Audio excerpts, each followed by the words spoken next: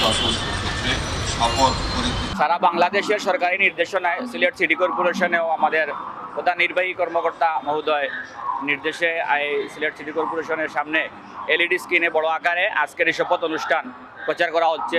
আপনারা দেখতে পাচ্ছেন সিলেটের হাজার হাজার মানুষ এরা দেখতেছে। আমরা কর্মচারী এবং কর্মকর্তাবৃন্দ একসাথে বসে এই বাংলাদেশের এই অনুষ্ঠানটি আমরা দেখতে পাচ্ছি। আমরা দীর্ঘদিন ধরে প্রতীক্ষা করেছিলাম, আশা করেছিলাম এই ধরনের একটা অনুষ্ঠান আমরা দেখতে পাবো। আর বিশেষ করে আমাদের সিলেটের দুজন মন্ত্রী রয়েছেন, জনাব আরিফুল হক চৌধুরী, উনি আমাদের সাবেক স্যার ছিলেন, আর খন্দকার মুক্তাদির, উনিও আমাদের শ্রদ্ধাভাজন। ওনারা দুজন মন্ত্রী হয়েছেন। আমরা সিলেটবাসী অত্যন্ত খুশি।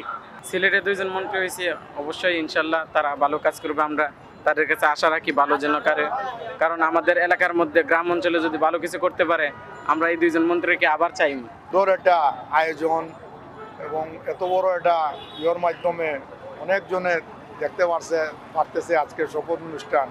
এটা সত্যি এটা প্রশংসনীয় এবং বর্তমান যে সরকার, সবার বিশ্বাস এই সরকারটা ভালো হবে, কারণ অতীতের অনেক এই ভুল ত্রুটি অনেকে করেছেন, যার ফলে অনেকেরও এ ব্যাপারে এটা সচেতন বর্তমানে আছেন।